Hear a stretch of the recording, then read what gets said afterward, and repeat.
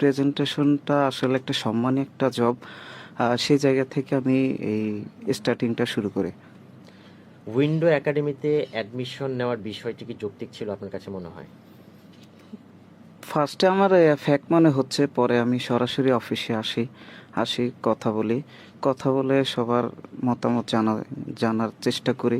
চেষ্টা করার পর দেখি যে প্রয়োজন, সেই উইন্ডোটা বেশ ছিল। আপনি উইন্ডো একাডেমিতে অ্যাডমিশন নেওয়ার আগে এবং পরে এই দুটোর মধ্যে কোনো পার্থক্য লক্ষ্য করছেন? উইন্ডো অনেক ভালো একটা প্রতিষ্ঠান। আমি আশা করি এখানে যে আসবে কেউ নিরাশ হবেন না। সবাই সবার জায়গা থেকে যদি যত্নশীল হয়ে স্বপ্ন দেখে কাজ করেন, আশা করি ভালো করবেন।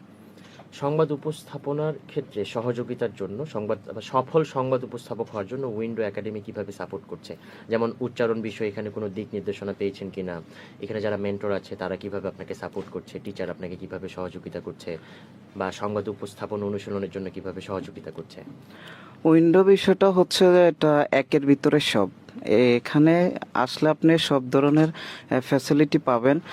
শুদ্ধ উচ্চারণ, বাচনভঙ্গি, আর ভালো ভালো টিচারদের ক্লাস, তারপরে নিজেকে তৈরি করার যে প্রবণতা, সব কিছুই এখানে পাবেন। তো অলওয়েজ বলা যায় উইন্ডো একাডেমি একের ভিতরেই সব।